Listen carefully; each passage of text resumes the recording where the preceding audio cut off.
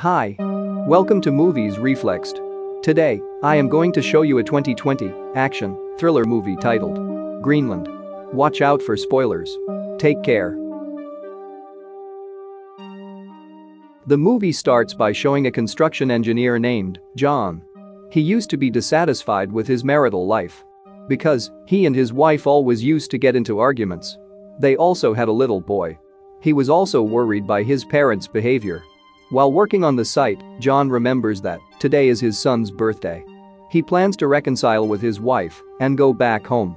And he will try to not fight again. So their son may lead a stress-free life.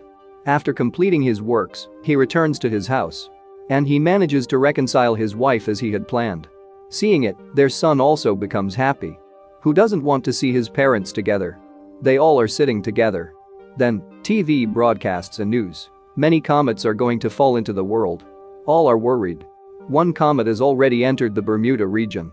Now, it results in a massive earthquake. Going outside, John immediately checks the situation. Then, there is an instant shock wave. It causes John to fall.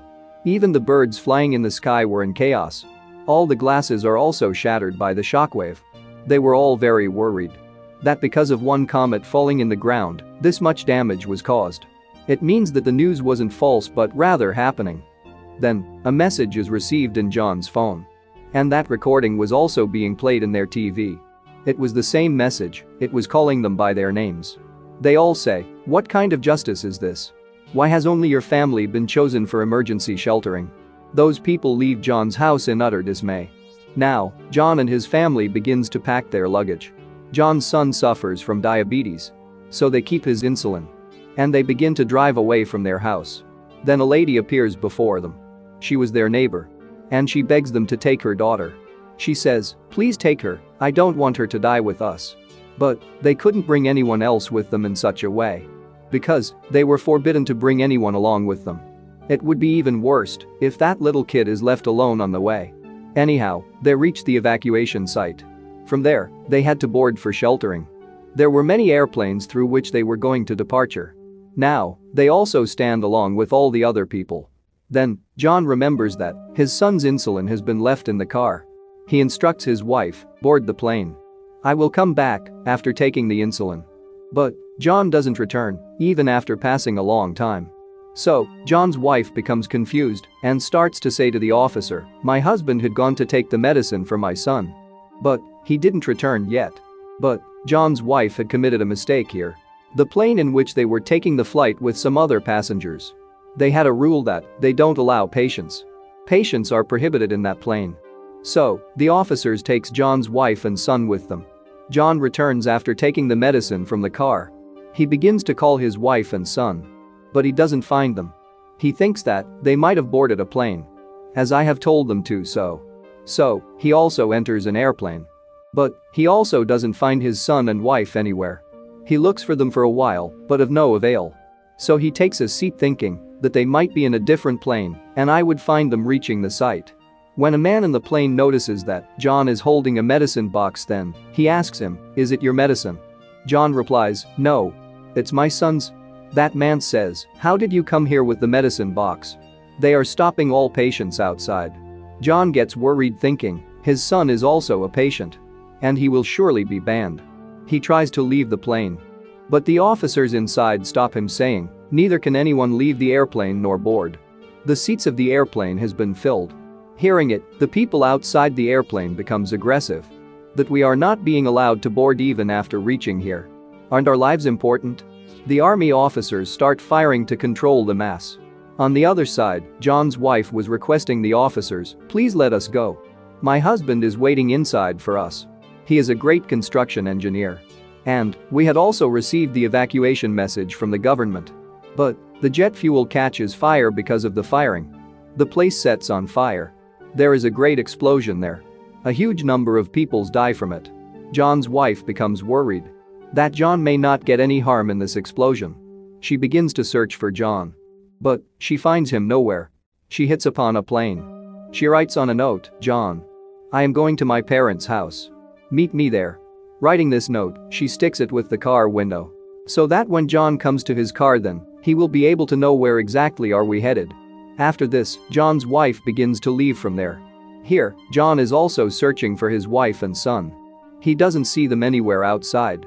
Thinking that they may be in the car, he moves to his car. Then he finds the stuck note on the car. Reading it, he feels relaxed. Contrarily, John's wife and son are seen. They were moving towards a store. Some people in full rage begin to fire at them as soon as they enter the store. But they both manage to save themselves and come outside. They witness a vehicle outside. John's wife requests to the person seated in the car to let them in and to take them to a location. That person lets them sit in the car. Now, they were talking. John's wife tells him, "We had to board a plane for the emergency sheltering. But these people didn't allow my son to board the airplane because he is a diabetes patient."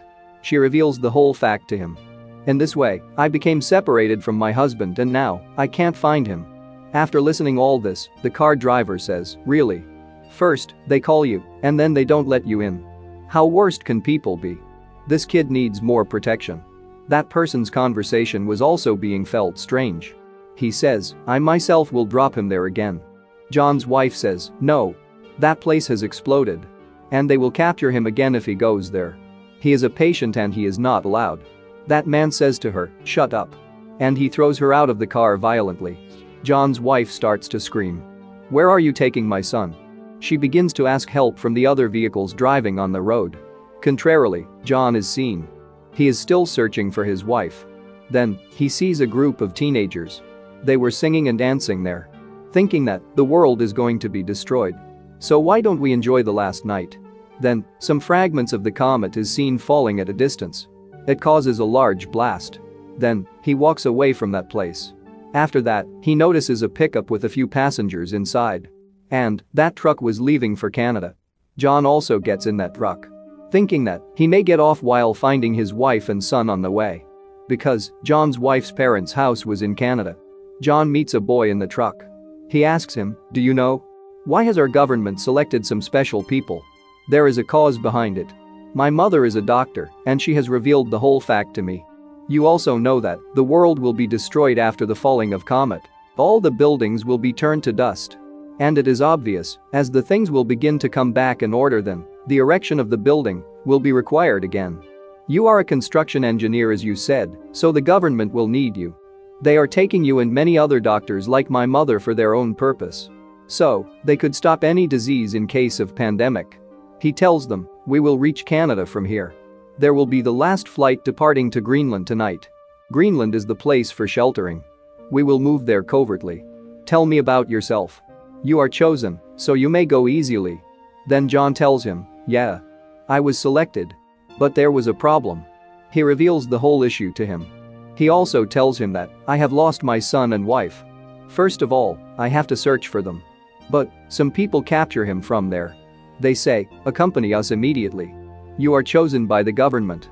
We will not face any troubles if John's wife and son didn't leave the place." But John was also attempting to stop them from doing this. He fights them. A great dispute starts among them. Then, that boy also comes whom he had met on the truck. And he rescues them. But ends up losing his own life. Contrarily, that man is also shown driving the car. He had abducted John's son in his car.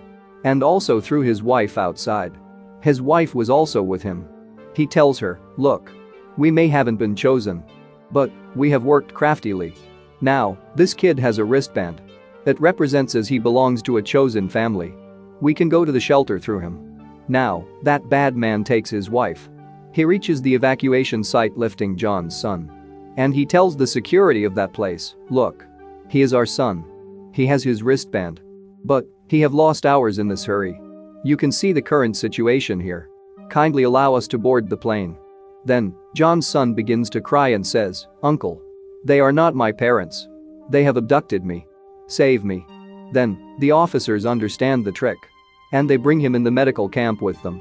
On the other side, John's wife is very upset. Fortunately, someone gives her a lift. She also reaches the evacuation site. She begins to ask the people, "Have you seen a small kid?" She was telling the appearance of her son. Then, an officer brings her into the nursing camp. As they reach the medical camp, a doctor tells her, "Don't be upset. We have injected insulin to your son. He is secured here." Then, John's wife embraces her son. There, John's wife requests an attendant. "Will you take me to my father's house?" She tells her the address. The attendant says, "Don't you worry. A bus leads to that place. I will arrange a seat in it for you." John's wife is satisfied. And they reach that place by bus. Now, John's wife was at a little distance from her father's house. On the other side, John somehow manages to reach his father-in-law. Going there, he asks them, "Has my wife come here?" Then his father-in-law says, "No, my son. Was she expected to be here?" They are all very disturbed. John says to him, "The stress is only going to increase.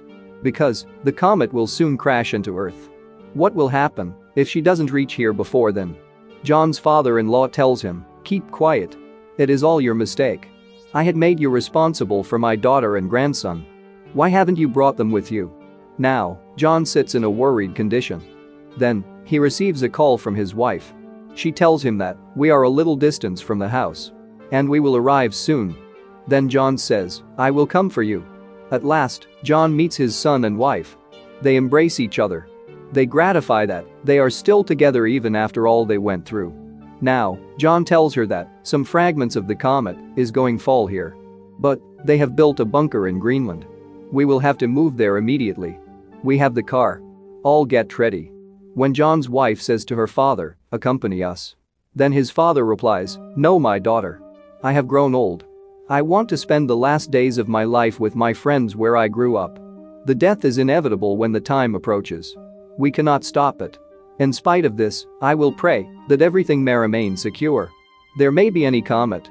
You may go and take care of yourself." They all become emotional here.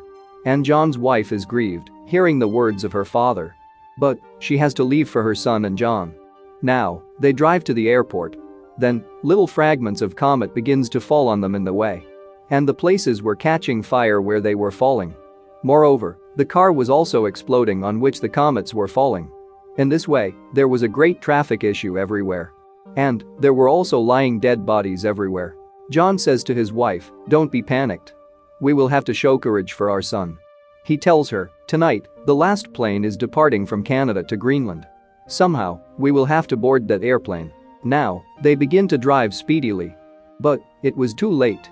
The last plane of Canada was on runway, and it is nearly to take the flight. Then, John drives his car before that airplane. The pilot gets off. And he argues with him saying, "Have you gone mad?" He says to him, "I don't know about the others, but we are the last survivors here. I plead you, get me in the plane. I have a young son. And we were among the chosen families." The pilot takes pity on them. And he brings them in the airplane. At last, their airplane had reached near Greenland. But it hadn't landed yet. The fragment of the comet falls on the ground at a little distance. It causes a great explosion. And it generated shockwave reaches to the plane. So, their plane is crashed with the mountain. Plane's cockpit was damaged and the jet engine had stopped. Fortunately, it didn't catch fire. Nor the passengers receive any harm. Now, they all begin to wave their hands in order to attract the attention of the military there. And they approach there to save their lives. They immediately take them to the sheltering. It was a huge bunker. That time had approached when a great comet had fallen on this world. There was a great explosion outside which brings about the world earthquake. A great bang takes place. The people in the bunker are also panicked. John embraces his family. And all memories bring to revive in his mind. He tells his family, "I love you so much." Then the silence rules everywhere. The world outside was badly devastated. But no such comet had remained which was to fall. The last comet had fallen, and it created mass destruction. Poisonous gases were spread everywhere. And all survivors are not allowed to step outside. The bunker had some foods and facilities. So, they are kept in the bunker for a few months. Then, the gate of the bunker is opened as the world's atmosphere begins to restore. Coming outside, they see that the whole world has been demolished. They are pleased to be alive. They are informed these bunkers were built in remote locations throughout the planet.